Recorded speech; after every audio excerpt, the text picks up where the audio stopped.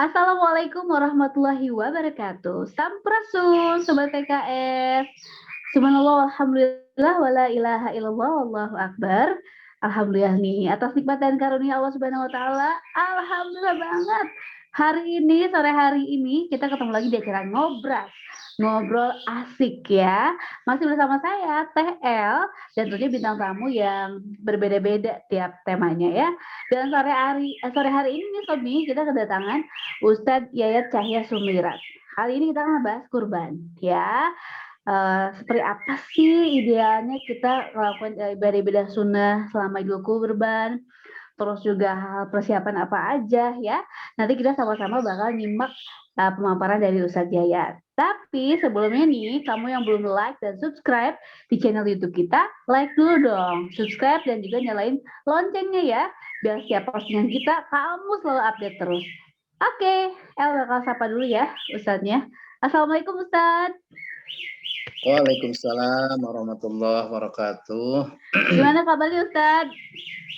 Alhamdulillah, saya. Hatur nuhun Ustadz Zakallah ya sudah bersedia hadir di acara Ngobras nih, ngobrol asik. Dan sore ini kita akan ngebahas tentang kurban ya Ustadz ya. Nah, namun sebelum itu Ustadz nih, ini juga yang nonton anak milenial juga banyak nih Ustadz nih, yang nonton acara kita nih ya Ustadz ya. Nah, mengawali pertanyaan ini Ustadz ya, mengawali obrolan kita sore hari ini. Gimana nih cara kita menyikapi perbedaan sekarang nih? Mungkin hari ini teman-teman juga ada yang sudah melakukan saum Arafah. Gimana Ustadz? Oke ya. Bismillahirrahmanirrahim. Assalamualaikum warahmatullahi wabarakatuh. Waalaikumsalam. Masya Allah ya.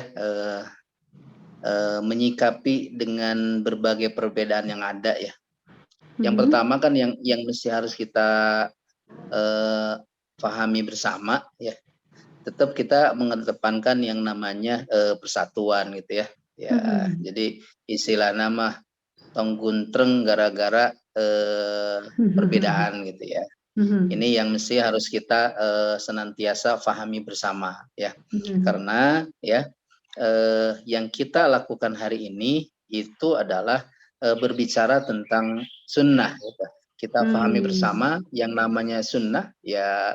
Ketika kita bisa mengerjakan silakan ya, ketika kita tidak mengerjakan juga nggak apa-apa gitu ya. Sederhananya seperti itu ya. Jadi karena kan sebagaimana halnya Idul Fitri ya, kita kan saum ada yang duluan, kemudian saum misalkan hari ini ada yang saum ya, ada juga yang belum saum. Kemudian Idul Fitri juga sama juga, ada yang sudah Idul Fitri, ada yang belum ya. Dari itu semua sikapi perbedaan itu dengan sama-sama kita untuk sarohah ya, berlapang dada ya. Yang terpenting yang harus kita kedepankan adalah persatuan, kedepankan ukhuwah kita ya. Jangan gara-gara seperti itu ya kita malahan gontreng gara-gara misalkan kalau hal yang lain misalkan contoh tahlilan tetahlilan, kunut tekunut ya. Padahal kan semuanya juga punya punya hukum masing-masing ya. Nah itu yang mesti harus kita pahami bersama. Insya Allah ya dengan perbedaan itu tetap kita mengedepankan tadi al-ukhuwah gitu. Itu mungkin sederhananya seperti itu gitu ya. Kedepankan uhuwah ya, jangan kedepankan baperan ya, sobat PKS ya. Oke, ini teman-teman PKS, sobat PKS semua, kita akan dengar ini dari mulai kurban ini dulu seperti apa sih di zaman Rasulullah, terus persiapan kita seperti apa nih untuk Idul Adha ini, dan juga sunnah-sunnah apa yang harus kita lakukan di selama Idul Adha ini. Oke, langsung aja yuk kita dengerin Ustadz Yayat, mangga. Bismillahirrahmanirrahim. Assalamualaikum warahmatullahi wabarakatuh. Innalhamdulillah nahmaduhu wa nasta'inuhu wa nastaghfiruh wa na'udzubillahi min syururi anfusina wa min sayyiati a'malina may yahdihillahu fala mudhillalah wa may yudhlil fala hadiyalah. asyhadu an la ilaha illallah wa asyhadu anna Muhammadan abduhu wa rasuluh. Allahumma sholli ala sayyidina Muhammad wa ala sayyidina Muhammad kama shallaita ala sayyidina Ibrahim wa ala ali sayyidina Ibrahim wa barik ala sayyidina Muhammad wa ala sayyidina Muhammad kama barakta ala sayyidina Ibrahim wa ala ali sayyidina Ibrahim fil alamin innaka Hamidum Majid. Sahabat-sahabat PKS ya, teman-teman milenial ataupun dimanapun berada ya, puji syukur kita panjatkan kepada Allah Subhanahu wa taala ya. Alhamdulillah pada sore hari ini ya kita bisa dipertemukan oleh Allah Subhanahu wa taala ya, di acara yang insya Allah mudah-mudahan bermanfaat dan mudah-mudahan menambah ilmu bagi kita semua ya, karena masya Allah ya, dengan kita senantiasa melaksanakan perintah Allah Subhanahu wa taala, mudah-mudahan Allah kasih keberkahan kepada kita semua ya.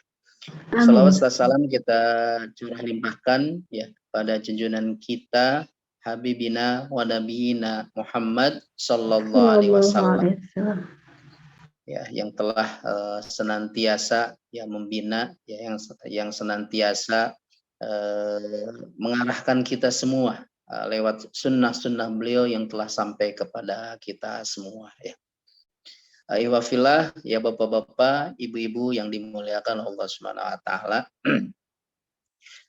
Berbicara tentang kurban, insya Allah semua faham ya, insya Allah semua hafal ya dengan salah satu ayat ya, yang masya Allah ya, ayat itu betul-betul kita renungi bareng-bareng gitu ya. A'udzubillahi minasyaitonirrajim. Bismillahirrahmanirrahim. Inna a'tainakal kautsar fasalli lirabbika wanhar inna syani'aka huwal abtar ya. Sebelum kita melanjutkan ke ya salah satu materi kurban ya, berbicara tentang kurban erat kaitannya ataupun erat hubungannya dengan salah satu keluarga ya, salah satu keluarga Nabiullah ya, yaitu Nabi Ibrahim alaihissalam ya. Masya Allah, Nabi Ibrahim ya, kemudian istrinya Siti Hajar, kemudian anaknya ya Ismail, itulah yang insya Allah nanti akan turunnya syariat kurban gitu ya. Yang pertama berbicara tentang Nabi Ibrahim ya, yang rela meninggalkan istrinya untuk dakwah. Ya, kemudian Siti Hajar rela ditinggalkan oleh suaminya, oleh Nabi Ibrahim demi dakwah juga. Nah, masya Allah, yang tidak kalah pentingnya ya, Ismail ya, yang waktu ditinggalkan ya oleh Nabi Ibrahim karena panggilan dakwah. Kemudian setelah dewasa Nabi Ibrahim datang dan Allah perintahkan kepada Nabi Ibrahim alaihissalam Ismail untuk disembelih ya. Masya Allah ya, sesuatu yang ini perjuangan banget gitu ya, perjuangan banget ya bagi keluarga ya, keluarga yang masya Allah, keluarga yang betul-betul mengedepankan ridho Allah Subhanahu wa taala gitu ya. Nah, makanya kan di akhir kisah itu ya, ketika Ismail ya akan disembelih ya oleh Nabi Ibrahim ya, dalam kondisi-kondisi yang mungkin kondisinya ya ragu juga mungkin. Tapi gimana, ini perintah Allah ya, Nabi Ibrahim mau melaksanakan perintah Allah. Sementara anaknya yang baru bertemu mungkin kalau kita beberapa hari, beberapa minggu gitu ya. Tapi masya Allah ya, dengan kuatnya ataupun dengan kesabarannya Ismail, dan itu diabadikan dengan di dalam salah satu ayat di dalam Al-Qur'an ya. A'udzubillahi minasyaitonirrajim. Bismillahirrahmanirrahim. Ya abati ya, wahai bapakku, ya kata Ismail, ya. Ya abati if alma tu'mar, ya. If alma tu'mar, kerjakanlah apa yang diperintahkan kepada ya kepada abinya, ya, masya Allah, ya. If alma tu'mar satajiduni insyaallah minas sabirin. Insyaallah kata Ismail, aku, ya, mudah-mudahan menjadi orang-orang yang sabar, ya, masya Allah, ya.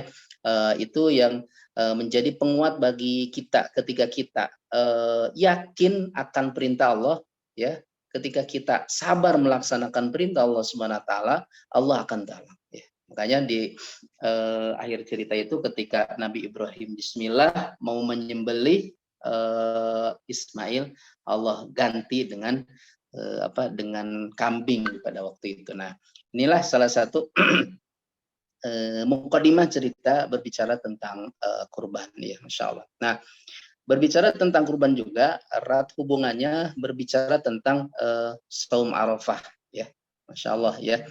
Makanya ada yang saum Arafah di hari ini, ya, kemudian ada yang saum Arafah di bulan besok ataupun saum di tanggal 9. Tapi kita tetap mengedepankan tadi, yang hari ini silakan, kemudian yang besok juga tetap silakan. Nah, sebagaimana hadis Rasulullah SAW, ya, siyamu yaumi arafah ahtasibu Allah ayyukaffiru sanah allati qablah wasanah allati ba'dah.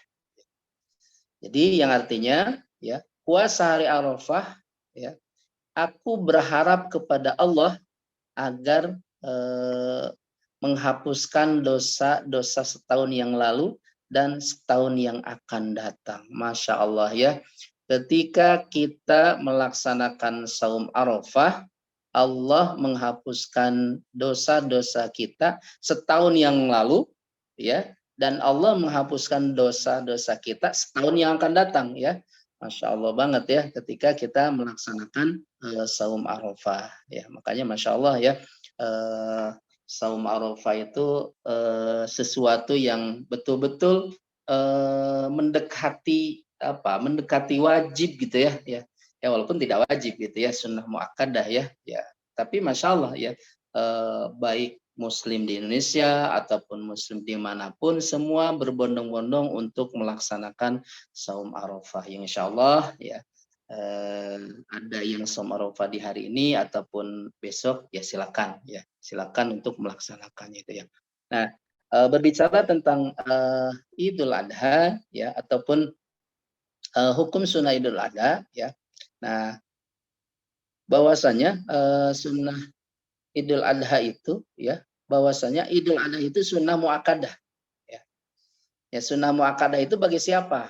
Ya, tidak mungkin juga, ya, orang yang orang yang gila juga melaksanakan sholat Idul Adha, ya. Jadi sunnah muakkadah itu, ya, jelas kita, ya, bagi setiap muslim, kemudian balik, berakal, baik laki-laki, perempuan, mukim, musafir, orang merdeka ataupun budak. Nah, tapi di dalam madhab yang lain, ya, madhab Hanafi hukumnya wajib, ya. Jadi madhab Hanafi, ya, selain madhab Hanafi, kalau madhab yang lain hukumnya sunnah muakkadah, kalau madhab Hanafi wajib. Nah, jadi sebagaimana hadis Rasulullah SAW, ya, faida huwa yas'alu anil Islam, ya, faqala Rasulullah SAW, ya, khamsu salawatin fil yaum wal laylah. Faqala hal alayya ghairuha, qala la illa anta tawwa. Jadi ketika seseorang bertanya tentang Islam, Rasulullah SAW menjawab, ya, sholat wajib 5 waktu dalam sehari semalam. Nah, kemudian orang itu bertanya lagi, apakah ada kewajiban sholat yang lain selain itu? Beliau menjawab tidak ada kecuali yang sunnah. Maksudnya adalah sholat Idul Adha. Nah, ini berbicara tentang hukum sholat Idul Adha, ya. Jadi jumhur bahwasanya sholat Idul Adha itu sunnah muakkadah ya. Nah, itu. Nah, kemudian berbicara tentang kapan sih waktu pelaksanaan sholat Id ya. Akan antara sholat Idul Adha ya dengan sholat Idul Fitri itu berbeda ya. Insya Allah kita paham bersama bahwasanya kalau sholat Idul Fitri itu ditakhir ya. Ditakhir itu ya kita minum-minum dulu ataupun cemilan-cemilan dulu. Nah, kalau sholat Idul Adha ya Rasulullah SAW menyuruh kepada kita untuk menyegerakan. Karena apa? Karena kita akan berkurban. Nah, bahwasanya waktu pelaksanaan sholat Id ya dimulai dari terbitnya matahari. Ya. Jadi terbitnya matahari ya. Tapi yang lebih utama adalah menangguhkan sampai matahari naik seukuran 1 tombak ya. Jadi setelah terbit ya, setelah terbit itu rubu sa'ah ataupun 15 menit ataupun 10 menit lebih lah gitu ya. Nah, itu pas untuk melaksanakan sholat Idul Adha ya. Nah, itu sebagaimana sabda Rasulullah SAW, inna awwala ma tabda'u min yaumina hadza an-nusalli. Ya, Rasulullah SAW bersabda, sesungguhnya yang pertama kali kita lakukan pada hari ini adalah sholat. Ya, jadi bahwasanya Idul Adha itu Rasulullah SAW menyuruh kepada kita semua untuk menyegerakan sholat dulu. Ya, jadi kita mesti harus siap-siap di sana gitu ya. Tidak seperti Idul Fitri ya, kalau Idul Fitri kan nyantai-nyantai dulu lah ya. Minum dulu tadi makan-makan ringan dulu itu. Nah, jadi bahwasanya kita disunahkan untuk menyegerakan sholat Idul Adha dan kita ya disunahkan untuk takhir ya sholat Idul Fitri. Nah, kemudian berbicara tentang tempat ya. Jadi tempat itu boleh dilakukan di masjid dan boleh dilakukan di lapangan ya ataupun halaman terbuka ya. Jadi bebas gitu ya. Sebagaimana sabda Rasulullah SAW, an Abi Sa'id Al-Khudri qala kana Rasulullah sallallahu alaihi wasallam yakhruju yaumal fitri wal adha ilal musalla ya. Dari Abu Sa'id Al-Khudri berkata ya, Rasulullah Sallallahu Alaihi Wasallam keluar untuk sholat Idul Fitri dan Idul Adha menuju tempat sholat ataupun musalla. Ini dalil yang menunjukkan bahwasanya kita disunahkan untuk melaksanakan sholat Idul Adha ataupun Idul Fitri di lapangan. Ya. Yang paling utama bahwasanya tetap prinsipnya yang paling bisa menampung jamaah. Ya. Misalkan kalaupun di masjid tidak menampung jamaah, ya panitia mencari tempat yang betul-betul bisa menampung jamaah. Ya. Tadi disunahkan oleh Rasulullah Sallallahu Alaihi Wasallam yaitu di lapangan. Nah, kemudian bahwasanya sholat Idul Adha ya tidak ada adzan dan iqamah untuk sholat Id ya. Jadi bahwasanya ketika kita datang ke sana ya kita duduk ya kita bertakbir ya Allahu Akbar Allahu Akbar. Nah, kita bertakbir terus sampai menunggu para jamaah untuk berkumpul di salah satu lapangan yang itu akan dipakai untuk sholat.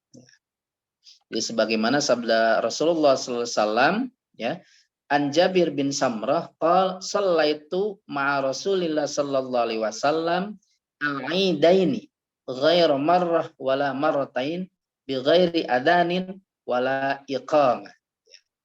Jadi dari Jabir bin Samurah berkata, aku sholat Idul Adha dan Idul Fitri bersama Rasulullah SAW bukan hanya sekali atau dua kali, itu dilakukan tanpa adzan dan tanpa iqamah. Ya. Jadi bahwasanya, nah, ketika kita datang, ya, kemudian menempati tempat di lapangan ataupun misalkan di masjid, nah kita mengikuti ya takbir saja sampai sampai betul-betul pas untuk melaksanakan sholat Idul Adha. Nah, kemudian jumlah rakaatnya berapa? Ya, bahwasanya jumlah rakaat sholat Idul Adha itu ya dilakukan rakaataini ya, ataupun 2 rakaat. Ya. Adapun nanti berbicara tentang takbir, ya ada perbedaan-perbedaan, yaitulah kita disikapi dengan sarahah. Tetap kita mengedepankan ya al-ukhuwah ya. Ada yang cukup ya 1 takbir saja, ya mangga. Ada yang pertama 7 takbir, ya mangga. Sebagaimana dari Rasulullah SAW, wassalatul adha rok'atan, wassalatul fitri rok'atan. Jadi Rasulullah SAW ya, bersabda, ya, sholat Idul Adha itu 2 rakaat dan sholat Idul Fitri juga 2 rakaat. Ya. Jadi dari sisi sholat Id, ya, sisi yang sama bahwasanya sama-sama seperti sholat pada umumnya.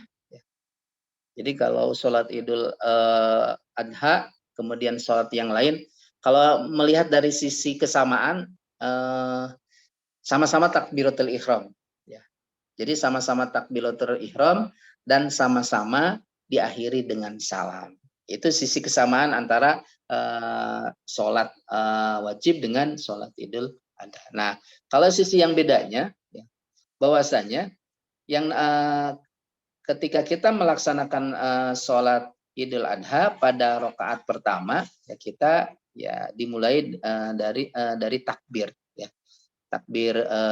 Takbiratul ihram dulu, baru setelah takbiratul ihram kita takbir lagi sejumlah 7 kali. Allahu Akbar, ya, kemudian Allahu Akbar, kemudian Allahu Akbar, kemudian Allahu Akbar sampai 7 kali, ya. Kemudian yang kedua juga sama, ya, setelah bangkit Allahu Akbar baru 5 kali, ya.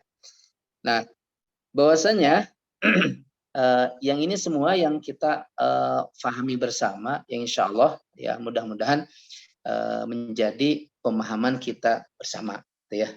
Jadi takbirnya itu ya ada yang 7, ada yang 1, gitu ya. Nah, kemudian berbicara tentang sunnah-sunnah Id. Ya.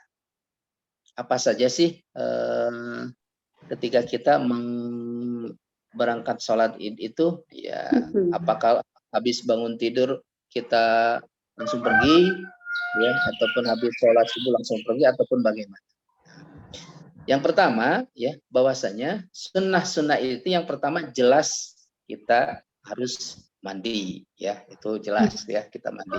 Sebagaimana sabda Rasulullah SAW, "Sa'ala rajulun 'aliyan radhiyallahu anhu 'anil ghusli." Ya, qal agtasil kulla yaum in syi'ta, faqal lal ghuslu alladhi huwa al-ghuslu, qal yauma jum'ah wa yauma arafah, ya, wa yauman nahri wa yaumal fitri. Ya. Jadi ada seseorang yang bertanya kepada Ali tentang mandi. Ya, kemudian beliau menjawab, mandilah setiap hari jika kamu mau. Ya. Kemudian orang itu berkata lagi, ya, bukan itu yang dimaksud, akan tetapi mandi yang dianjurkan, ya, untuk mandi, ya, apa saja. Ya. Contoh misalkan yang diwajibkan kita untuk mandi wajib itu apa? Jelas junub. Nah, ini yang disunahkan untuk mandi itu apa? Yang pertama itu adalah ketika kita mau melaksanakan Jumat ataupun Yaum Arafah. Ya, nanti Masya Allah, ya, Yaum Arafah, alhamdulillah Allah takdirkan saya haji di 2017, ya. ketika di Yaum Arafah itu ya Allah gitu ya, berjubel-jubel orang ya, ya persiapan mandi di sana, dan di sana Masya Allah ya, ya di sana doa mustajab, ya di sana orang berbondong-bondong memohon meminta kepada Allah Subhanahu Wa Taala, istajib doa ana ya Allah gitu ya. Kemudian Idul Adha, kemudian Idul Fitri.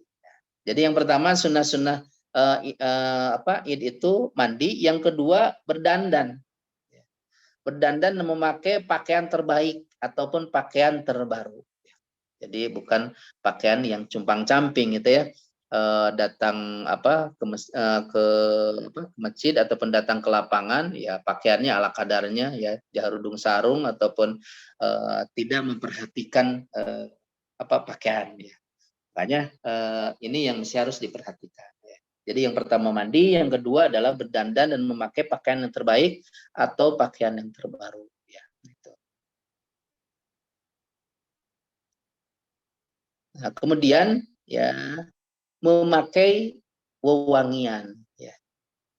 Sebagaimana sabda Rasulullah sallallahu alaihi wasallam, "Inna hadza yumun id ja'alahu Allahu lil muslimin faman ja'a ilal jum'ah falyaghtasil wa in kana tayyibun ya falyamas minhu." Ya. Sesungguhnya ini adalah hari raya ya, yang dijadikan oleh Allah Subhanahu Wa Taala untuk kaum muslimin ya. Untuk itu siapa saja yang menghadiri sholat Jumat hendaklah ia mandi, dan jika mempunyai minyak wangi hendaklah ia mengoleskannya. Nah ini ataupun hadis yang lain, tibur rijal ma dhahara rihuhu wa khafiya launuhu wa tibun nisa ma dhahara launuhu wa khafiya rihuhu. Parfum laki-laki itu kuat baunya dan samar warnanya ya, sedangkan parfum perempuan itu kuat warnanya tapi samar baunya. Nah ini jadi Masya Allah ya, ketika kita datang ya ke tempat sholat ya, kemudian kita senantiasa mengedepankan tadi betul-betul dalam posisi yang Masya Allah, dari mulai mandi, memakai pakaian yang paling bagus, kemudian memakai minyak wangi ya. Kemudian ya sunnah yang lainnya sebelum berangkat ya, kalau untuk sholat Idul Fitri mah disunnahkan untuk makan dulu ya, sedangkan untuk Idul Adha ya makan setelah sholat gitu ya. Jadi tahan kukurubukan anak ya, ya kalau mau sholat Idul Adha ya. Jadi udah Bismillah, kalau minum ya air hangat aja gitu. Nah untuk makannya nanti ditakhir kalau sholat Idul Adha ya, beda dengan sholat Idul Fitri ya nanti ya. Sebagaimana sabda Rasulullah SAW ya, karena Nabi Sallallahu Alaihi Wasallam la yakhruju yaumal fitri hatta yat'ama wala yat'amu yaumal adha hatta yusalli. Dahulu Nabi Sallallahu Alaihi Wasallam tidak keluar menuju tempat sholat pada Idul Fitri hingga makan terlebih dahulu. Jadi bahwasanya dulu Rasulullah kalau Idul Fitri ya mengedepankan tadi ya, dari mulai minum kemudian ya makan dulu gitu. Nah kalau Idul Adha ya disunnahkan untuk ya menahan makan dulu ya. Ya kalau minum mah ya ala kadarnya gitu ya. Nah kemudian sunnah yang lain juga ya, kita berangkat sholat itu lebih awal ya. Jadi datang ke sana sudah mau salam gitu ya, Masya Allah ketinggalan ya. Udah mau salam baru datang ya, tidak dapat pahalanya ya, Masya Allah ya. Nah makanya sebagaimana sabda Rasulullah SAW dari Ibnu Umar ya, kana Ibnu Umar yusalli subha fi masjid Rasulillah sallallahu alaihi wasallam tsumma yaghdu kama huwa ilal musalla. Ya. Dahulu Ibnu Umar sholat subuh di masjid Rasulullah SAW ya, kemudian berangkat pagi-pagi menuju tempat sholat Id. Ya, Masya Allah ya. Jadi itu sunnah untuk apa? Sunnah mengawalkan ya waktu ya. Kalau bisa ya kita datang ke sana ya, kemudian sop yang depan masih kosong berarti jelas kita paling duluan kalau itu ya, insya Allah ya.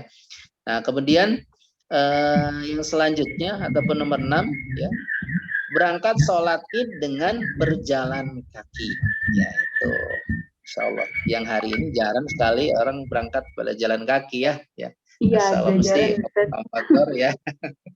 Kalau gak motor, mobil gitu ya. Padahal di dalam hadis Rasulullah SAW ya, masih dari Ibnu Umar ya, karena Rasulullah SAW ya, yakhruju ilal aidi masyian wa yarji'u masyian. Dari Ibnu Umar berkata, dahulu Rasulullah SAW bersabda ya, menuju tempat sholat id dengan berjalan kaki dan pulang juga dengan berjalan kaki ya. Karena setiap langkah-langkah baik itu kita sholat Idul Adha ataupun sholat yang lain, langkah demi langkah itu dihitung pahala dan pahala ya. Nanti ada pertanyaan, terus kok memakai motor mobil kumaha tah? Bukan langkah ya, langkah roda gimana gitu ya. Nah, ataupun Rasulullah SAW mengajarkan kepada kita di dalam sunnah-sunnah id itu ya, bahwasanya Rasulullah SAW antara beliau menuju ke tempat sholat id dan pulang dari sholat id itu ya, Rasulullah menganjurkan kepada kita untuk menyelisih jalan ataupun jalannya yang berbeda gitu. Contoh misalkan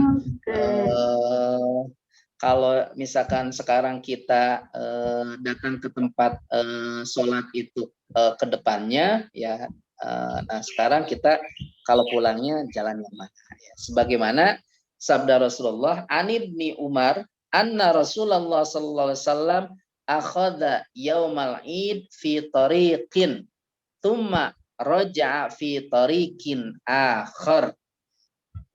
Dari Ibnu Umar bahwasanya Rasulullah SAW ya, akhadha yaumal id fi tariqin ya. Jadi pas berangkat Rasulullah itu pada satu jalan ya. Kemudian tsumma raja'a fi tariqin akhar. Kemudian ketika pulang cari jalan yang lain ya. Bahwasanya Rasulullah SAW mengambil suatu jalan ketika berangkat pada saat id dan pulang dengan jalan yang lain ya, insya Allah ya. Itu yang mesti kita perhatikan di dalam sunnah ketika kita mau berangkat sholat id. Nah, kemudian berbicara hukum udhiyah ataupun hukum kurban sendiri ya. Yang pertama adalah sunnah, kemudian yang kedua adalah wajib ya. Nah, sunnah ya, sunnah asal ya. Jadi bahwasanya hukum asal udhiyah ataupun kurban itu sunnah ya. Jadi menurut mayoritas ulama ya tadi ya, kecuali madhab Syafi'i tadi ya yang mengatakan wajib ya. Nah kemudian ya, pembagiannya sepertiga ya untuk keluarga, sepertiga untuk dihadiahkan, dan sepertiga untuk fakir miskin gitu ya. Nah kemudian kalau wajib ya ketika dia itu bernadar, pokoknya misalkan saya kalau berhasil mau kurban, nah itu wajib ya. Jadi ketika dia sudah seperti itu sudah bernadar. Nah kemudian kepada siapa udhiyah ini ataupun kepada siapa kurban ini disunahkan. Yang pertama kurban ini disunahkan itu jelas kepada muslim ya. Jadi jelas muslim ataupun muslimah ya. Kemudian kepada mukallaf ya, mukallaf itu balik ataupun berakal. bukan orang yang lagi linglung ya, ataupun orang yang dalam kondisi ya dalam kondisi belum balik ya, itu belum kena mukallaf gitu ya, ataupun ya disunahkan kepada orang yang mampu ya. Jadi man kana lahu sa'ah ya walam yudahi fala yaqrabanna ya musallana ya. Siapa saja yang memiliki kelapangan rizki ya. Misalkan ya teteh punya kelapangan rizki ya di tahun ini alhamdulillah saya punya rizki untuk berkurban ya, bismillah segerakan untuk melaksanakan kurban gitu ya. Jadi bagi siapa? Bagi orang-orang yang mempunyai kelapangan rizki. Jadi setelah dihitung-hitung ya, untuk keluarga sudah dapat, ya, untuk keluarga sudah cukup, untuk ini sudah cukup, ada sisanya, oh ini ada keluasan hartanya, bismillah diniatkan untuk apa? Untuk kurban. Nah, kemudian binatang apa saja yang dikurbankannya? Insya Allah kalau di Mekah ya, karena dominasinya unta ya unta ya. Kalau beda sekali ketika menyembelih unta itu kayak apa ya? Kayak nebas kan kalau di sana itu ya. Ya, dan itu harus orang-orang yang kuat gitu ya. Jadi dalam kondisi berdiri ya kalau menyembelih unta itu ya, ya kayak nebas gitu ya. Masya Allah itu unta ya. Nah, ataupun sapi ataupun kerbau gitu. Ya, sapi kita kebanyakan ya.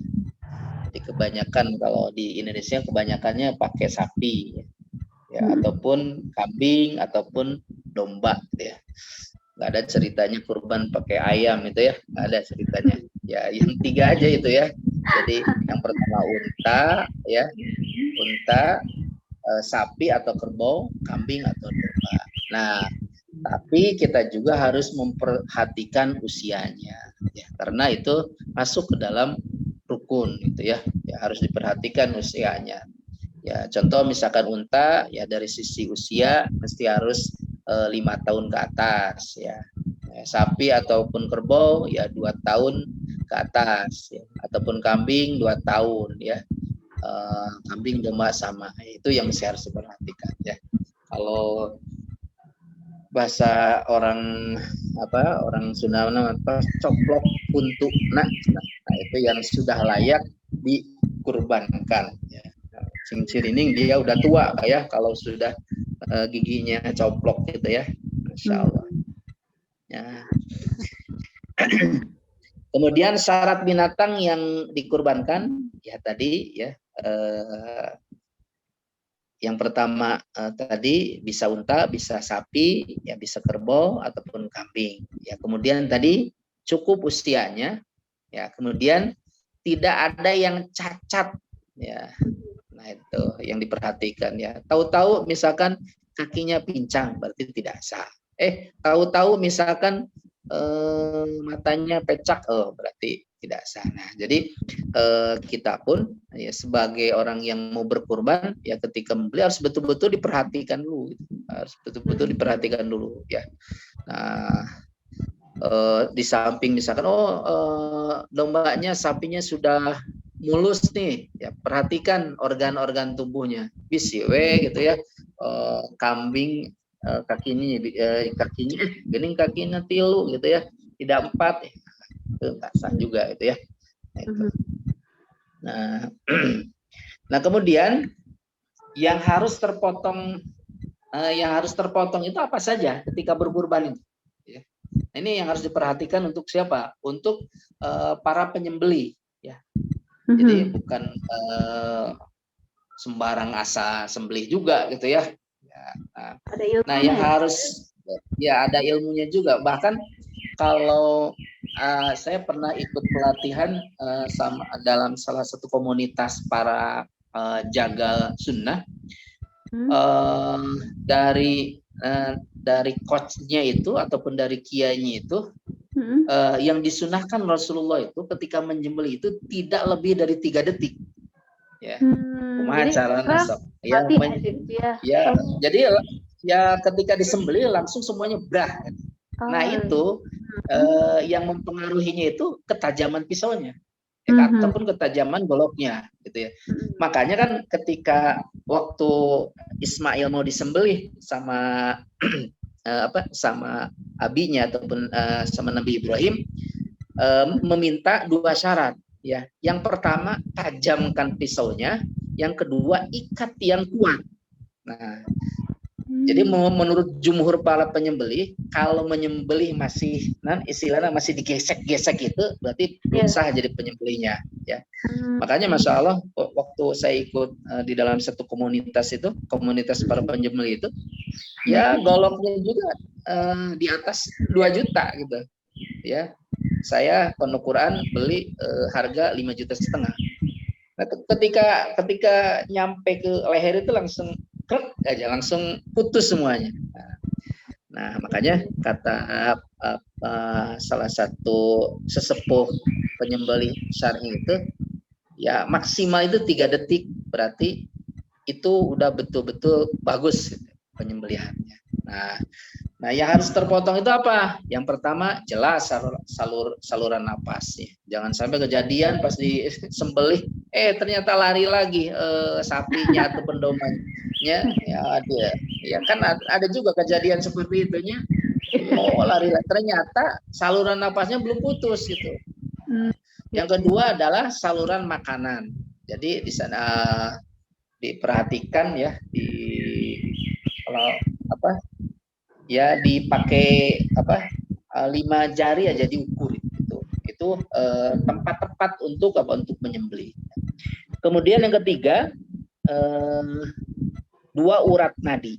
Nah, ini yang mesti harus terpotong sempurna ya ketika seseorang menyembelih baik itu sapi, unta ataupun domba. Nah, menurut beberapa madhab, kalau madhab Hanafi saluran napas, saluran makanan, dan salah satu urat nadi. Kalau madhab Hanafi, kalau madhab Maliki saluran napas dan 2 urat nadi. Ya. Kemudian kalau madhab Syafi'i dan Ahmad saluran napas dan saluran makanan. Tapi dari itu semua, ya 3 poin itu yang betul-betul harus disempurnakan, yaitu saluran napas, saluran makanan, 2 urat nadi. Nah, itu yang Masya Allah, yang mudah-mudahan menjadi ilmu bagi kita, ya, bahwasanya kurban ini ya bukan hanya sekedar hanya seperti orang yang kelebihan harta nih, saya bisa kurban, nih saya akan bagikan dagingnya, nih saya akan bagikan. Bukan itu semua. Nah, makanya kan di dalam Al-Qur'an, la yanallahu luhumuha wala dimauha walakin yanaluhu taqwa. Ya. Orang berkurban itu salah satu yang menjadi titik poin itu adalah mengedepankan perintah Allah Subhanahu wa Ta'ala. Ketika disuruh oleh Allah untuk berkurban, nah bagaimana sami'na wa ata'na, apalagi ya ketika mempunyai keleluasaan rezeki, ya. Yeah. Itu mungkin ya yang bisa saya sampaikan, ya mudah-mudahan bermanfaat, ya mudah-mudahan menjadi ilmu bagi kita semua, ya. Assalamualaikum warahmatullahi wabarakatuh. Waalaikumsalam warahmatullahi wabarakatuh. Ustaz, kita ada beberapa pertanyaan nih dari Sobat PKS. Wah, oke ini ya. Kita bakal bacain ya, tenang-tenang. Buat kamu yang udah kirim pertanyaan, ya bakal bacain. Ustadz, boleh nggak sih kalau kita kurban, uang kurbannya itu hasil minjem ke orang atau hasil pinjaman pokoknya, karena ingin kurban, Ustadz? Oke, ya. Yang pertama, ya, bahwasanya kalau dilihat dari kepada siapa udhiyah ini disunahkan, ya itu kita ambil yang ini dulu ya. Karena yang namanya udhiyah kurban itu kan jangan sampai menjadi beban juga ya bagi kita ya. Makanya di dalam salah satu hadis, man kana lahu sa'ah walam yudahi wala yaqrabanna musallan. Nah, bahwasanya yang pertama kurban itu disunnahkan bagi orang-orang yang mempunyai keluasan rezeki. Itu yang pertama ya. Nah, sekarang sekedap. Mangga minum dulu, Ustaz. Oke ya, buat kamu nih.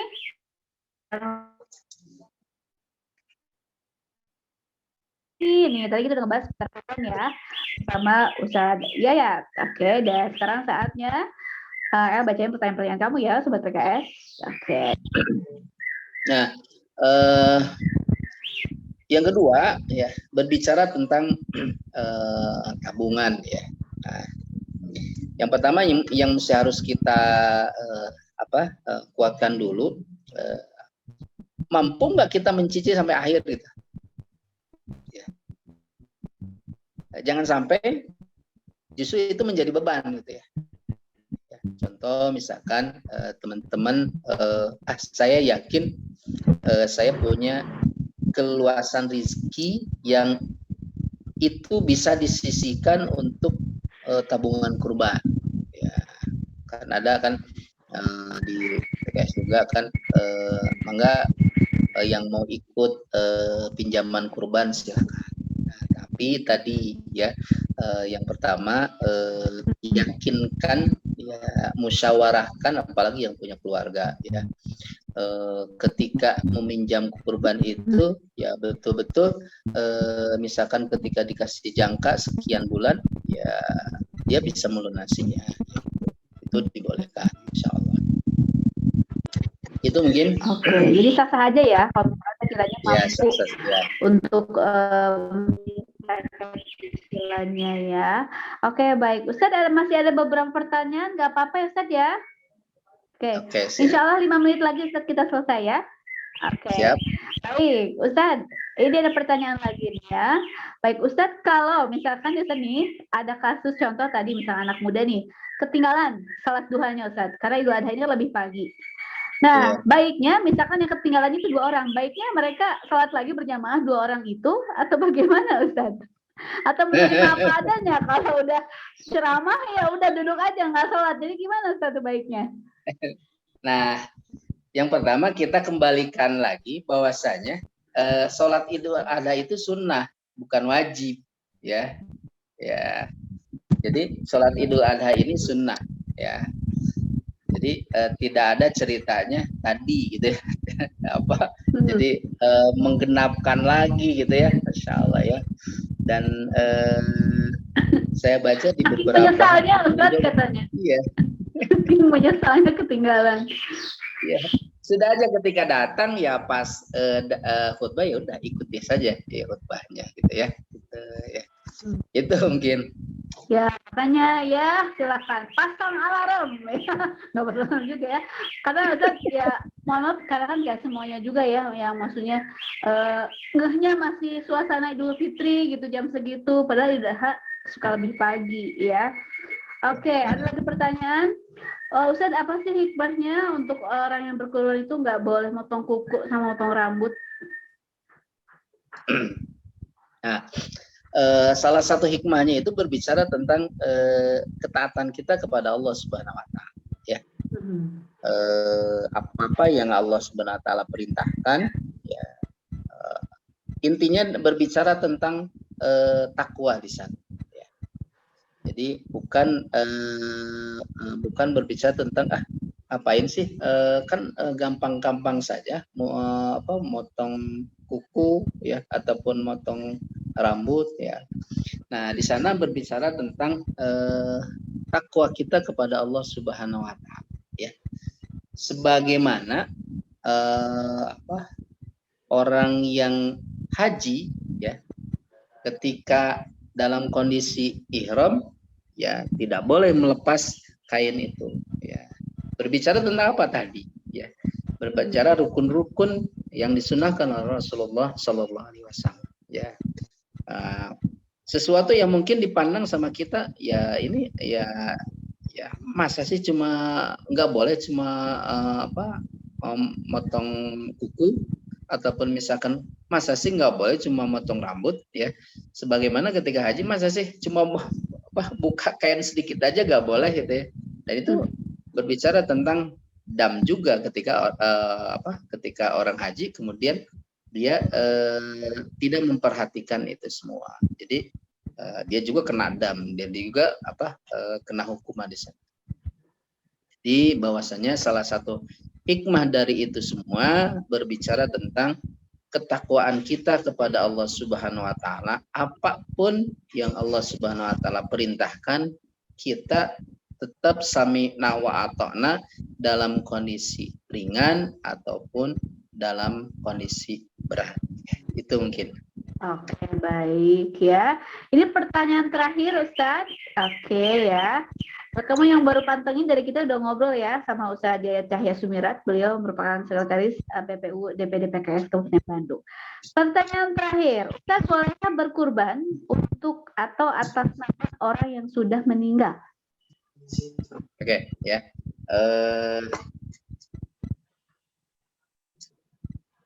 Berbicara tentang berkurban untuk yang meninggal ya, untuk orang tua kita ya, sebagaimana haji ya, ada haji untuk orang tua. Yang terpenting tadi bahwasanya kalau misalkan contoh misalkan kalau menghajikan orang tua ya. Nah, menghajikan orang tua itu ya, yang orang menghajikannya ya dia harus haji dulu gitu ya. Nah, begitupun kurban ya.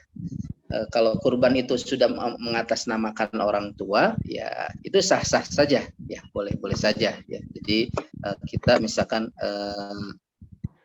karena keluarganya ataupun anaknya sudah berkurban ya, saya tahun depan saya ingin kurban atas nama orang tua saya gitu. Tapi tadi ya anaknya harus berkurban dulu sebelumnya gitu. Itu mungkin. Oke, baik. Sekali lagi terima kasih Ustadz, jazakallah khair. Mungkin closing statement Ustadz terakhir, silakan. Oke ya. Alhamdulillah ya, mudah-mudahan apa yang tadi disampaikan bermanfaat untuk kita semua.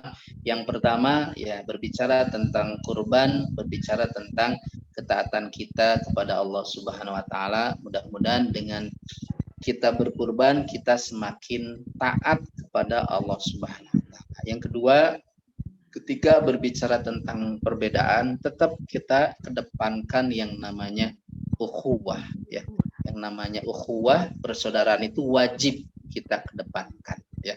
Jangan sampai ya dengan perbedaan ini ya kita malahan buntreng, malahan kita tidak berukhuwah ya. Tetap kita kedepankan persaudaraan. Apapun perbedaannya, carilah kesamaan-kesamaan yang kesamaan itu bisa sama-sama kita berukhuwah. Itu mungkin Rabbana atina fid dunya hasanah wa fil akhirati hasanah wa qina adzabannar. Assalamualaikum warahmatullahi wabarakatuh. Waalaikumsalam warahmatullahi wabarakatuh. Terima kasih Ustaz, hatur nuhun Ustaz Jaya Cahya Sumirat tadi kita dengarkan selaku sekretaris BPU DPD PKS Kabupaten Bandung ya. Jadi ya sobat PKS semua, walaupun beda tetap kita jaga kesatuan. Perbestian kita harus dijaga ya, besti ya. Jangan sampai beda jadi musuhan deh ya. Oke, semoga apa yang di-sharekan hari ini loh Ustaz itu bermanfaat untuk kita semuanya ya. kita mudah-mudahan nanti kita juga bisa ketemu lagi sama Ustadz Yayat dengan tema-tema yang berbeda ya, yang menarik lagi. Sekali lagi hatur nuhun Ustadz. Sami-sami. Ya, terima kasih semuanya. Saya Nur Hadi. Aku qouli hadza wa astaghfirullah li wa lakum. Assalamualaikum warahmatullahi wabarakatuh. Sampai jumpa di ngobrol berikutnya.